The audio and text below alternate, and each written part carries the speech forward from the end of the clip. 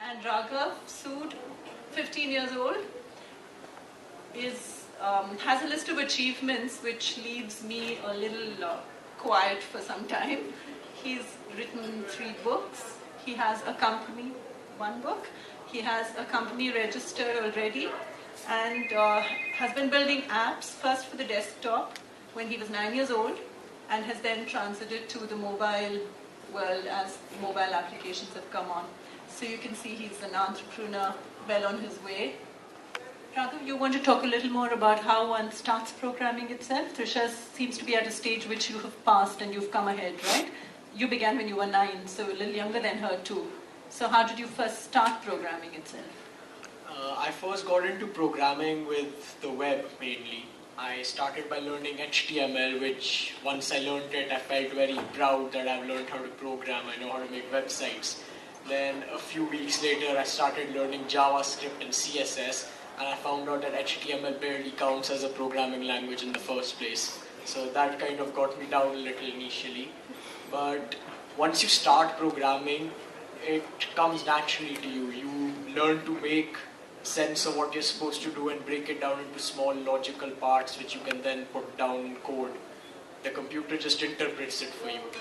So where did you find the tools that you needed to actually begin on this process and to take it forward? Were these easily available? Did you have to refer to or get help from outside?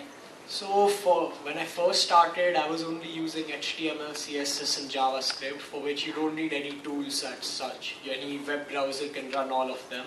And to write it, you can write it in Word or Notepad or anything that can make a text file. So initially the tools were not a problem. What initially took me some time was to find some good programming tutorials online. I've never had any formal training. I'm completely self-taught. So a lot of the tutorials I found online referred to stuff as if you were supposed to know it inside out already. Eventually I found a few sites which unfortunately no longer exist, which easily explained it word by word to a beginner. So Raghav, do you want to tell us when you got serious about programming and realized that it was far more interesting than school? Okay, so I did about web development for about 2 years. While I was doing this in school, in the computers class, they would teach us how to... Actually, they don't teach us anything up till about class 6. We would go to computers and they'd have this little maths game where there'd be 2 numbers and you add them and subtract them and multiply them. So that's all we did for like 7 years. So once I started programming, I saw that a computer is much more than a screen with 2 numbers on it. So that got me really interested in how it actually works. So after doing this for about 2 years, I started making desktop applications using the .NET framework from Microsoft.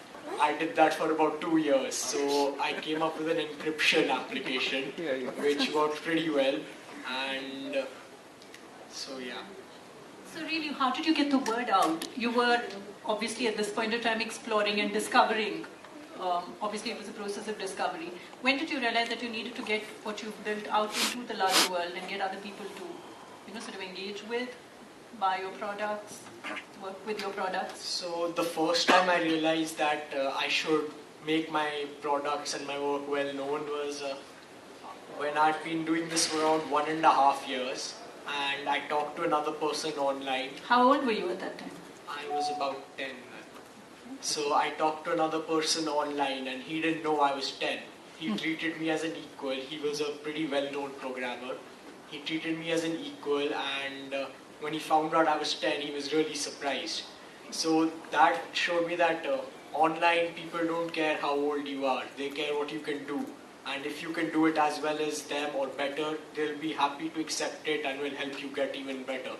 So at that time, I hadn't really put up anything because I'd only been creating local websites. So after that, I had my father rent a server and we started publishing the websites. And then when I started desktop and mobile development, I drew on my previous experience from web development to maintain sites which would popularize what I'm doing. And all of this while you were still juggling school and this work, how did you Did you give up something to spend so much time working on programming? I've never really been into sports very much. I haven't played a proper match in years now. I used to play tennis, but I stopped that as well. I used to skate, but I don't do any of that anymore. So yeah, I pretty much gave up sports altogether. And but up until about 2.5, 3 years ago, I wasn't really as serious about this as I am now. So then it was more of a hobby than a proper career option as it is now. So I only got serious about 3 years ago, and once I started mobile development, I've figured out that it's what I want to do. You've now spoken of this as a career option. So do you think ahead? How do you plan your work? How do you think ahead? How far ahead do you think? So right now I've planned ahead for around at least 5-6 years. So I've already got a company registered in the US, which actually wasn't registered for a company purpose as such. Earlier Google Play didn't let us sell apps from India. They only started supporting it a couple of weeks ago. So to get around that, a few months ago I registered a company in the US. So now what I'm going to do is I plan to go abroad to universities like Stanford and MIT, where I want to take courses in artificial intelligence. And after taking those, I would like to come back to this company and actually expand it beyond a one-man show. Also, while you've been doing this, you've also actually found time to write a book. You have a book here. I think you should sort of show people this. So that was interesting. Do you want to tell us how this book deal happened?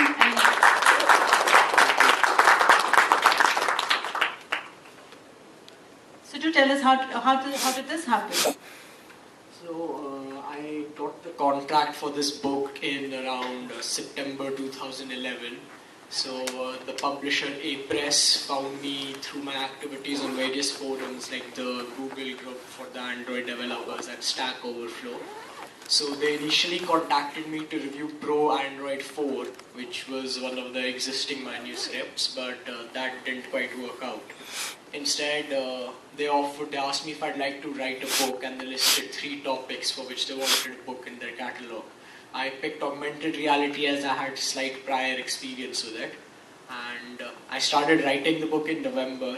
The first 2 chapters were pretty easy. After that, I realized that I might have bitten off more than I could chew, and there wasn't much material available. Augmented reality itself is a new field, and on mobile development, it's even newer. So I ended up writing about 7,000 lines of code for this in the span of 6 months. And so this book also uses a library which I co-developed with a developer from Germany, which also required us to port an existing C library to Android to begin with. Okay. Raghav, I was wondering if you could tell us how moving on to the mobile has made a difference to you, and how do you see the future really for app development, given that the mobile platform is so much more accessible now and provides you new opportunity? So moving on to the mobile from a desktop and web background has really shown me a lot of new things. On a desktop, desktops have been around for a very long time. Windows, Mac, Linux, they've all been here for several years, decades even. So a lot of what can be done has already been done on them. There's not much you can bring which is new to the table. So moving on to the mobile, however, I started about 2 years ago when smartphones worldwide were pretty new, and especially in India. So there was a lot, and even now there is a lot which hasn't been done on mobiles. And India has 930 million mobile phone subscribers, out of which 30 million use smartphones and several 100 million others are internet enabled. So millions of people are accessing the internet for the first time using a mobile phone. In rural areas, nobody knows what a laptop is. Desktops are unheard of.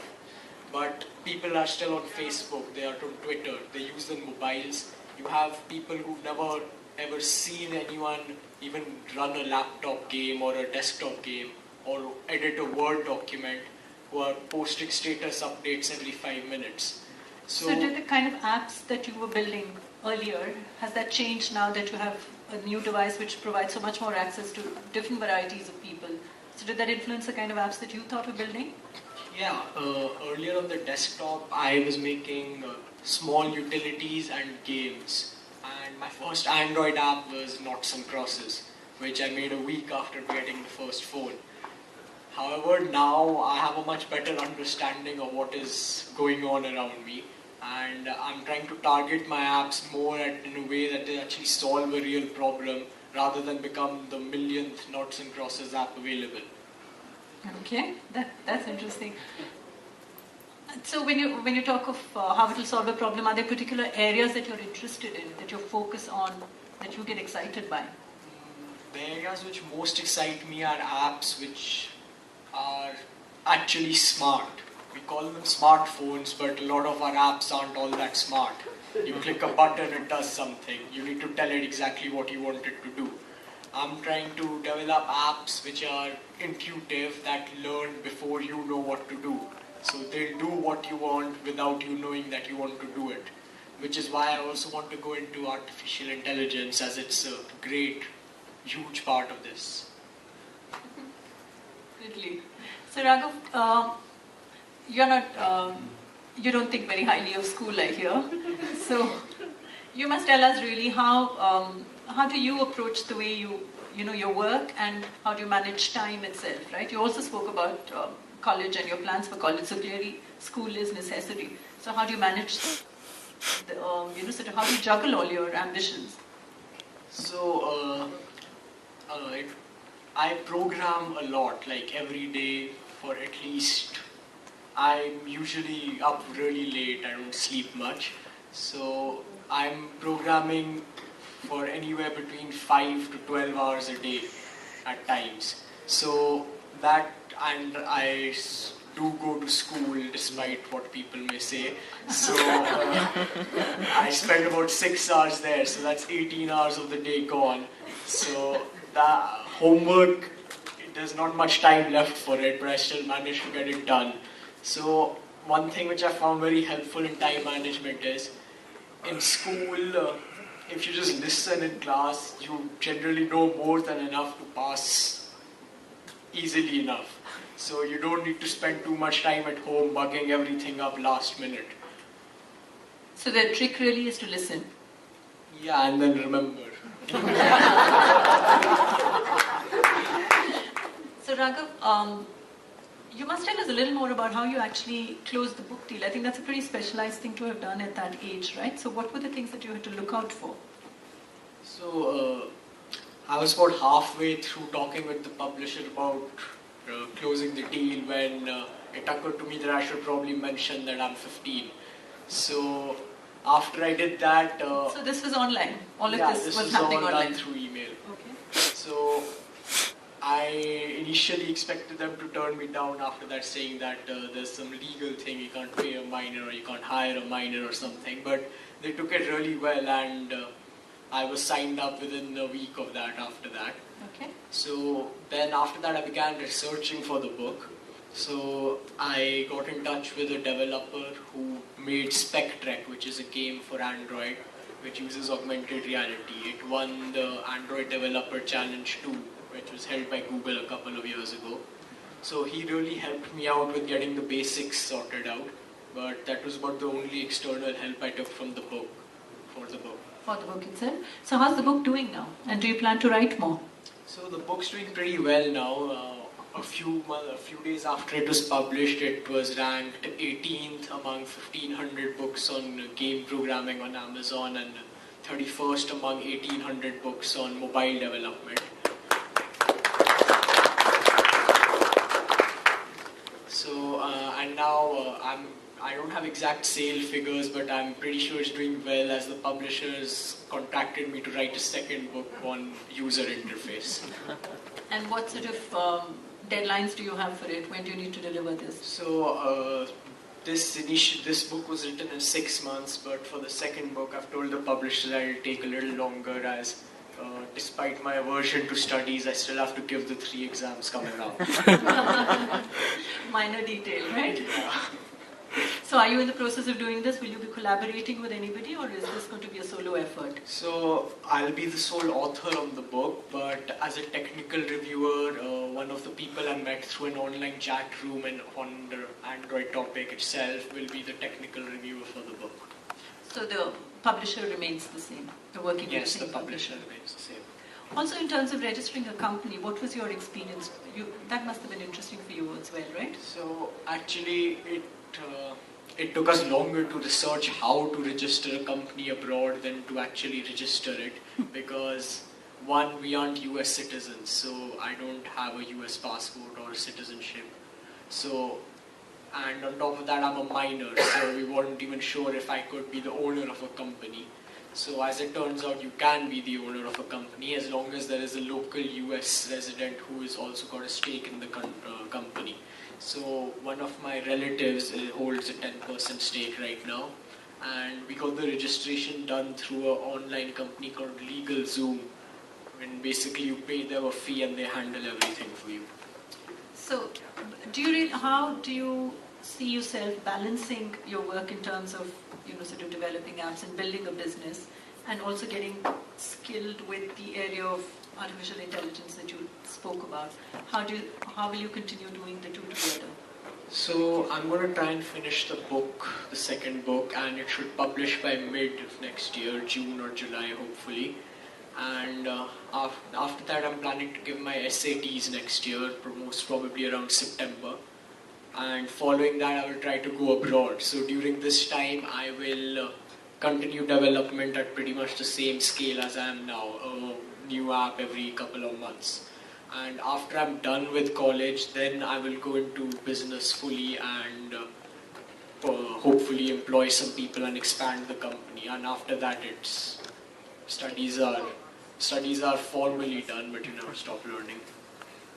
You have Trisha here who's building app as well, and if you were to review it, how would you see it? Your interests seem to be more in utilitarian apps, right, and things that make a difference. What's the market that you see for an app of the sort that Trisha is building?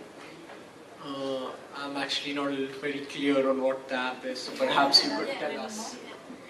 It's basically, it shows you different designs. There are two things that you can do. You can view designs and you can make your own. It basically shows you what designs you can make, and then maybe you can make it on your own.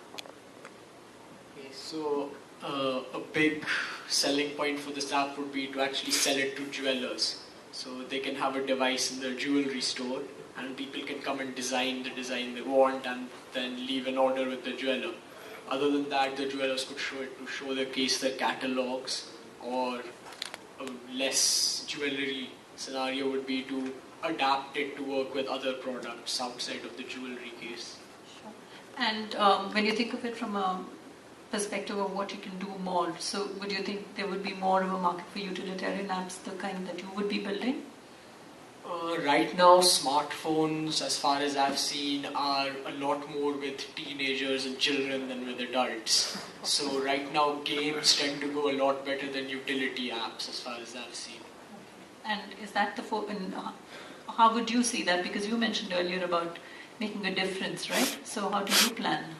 What do you hope to focus on? So I do have a few games published and I'm working on 2 more. But apart from that, I'd like to make apps which are targeted at older people because apps take a bit of time to make. It's not like you get up one day and, okay, I'll make this app and then publish it next week. I've been working on these 2 games for several months now.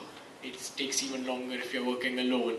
So by the time I actually finish the utility apps, I hope that there'll be a much bigger market. It's predicted that by 2017, you'll have over 1 billion smartphones. That's not counting tablets. Okay. So when you say you will look at building apps for older people, do you think they're more of a paying customer base? Is that why you're saying you'd build it for them? So actually, paying customers come in 2 types. It depends on your app. One is a flat-out buying, which works very well on iOS. On Android, though, a better model is to use in-app purchases that offer extra content at a small price. That actually works very well with youngsters. The demographs show that adults are less likely to buy in-app purchases, but they're more than happy to pay $9 for an app to begin with and then never touch it again after that. Okay. Priya? And Raghav? I know you've said this is a career choice, but really? Yeah, so I fully intend to keep doing this. I really enjoy doing it, and So I do intend to make this my career. Okay. The fact that you use the word enjoy is really interesting. And do you think you're amongst the lucky ones to have found something that you enjoyed this early on?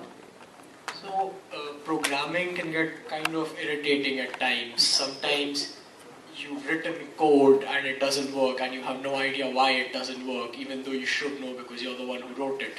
So then you spend hours debugging it, and in the end it'll be something really, really minor and stupid, like you've got to initialize a variable or you're calling it from the wrong thread.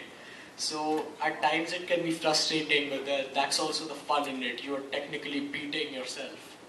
Okay. So it's like winning a battle against yourself also. Yeah. That's really inspiring, Raghav. All the very best. And Arjun, you mentioned earlier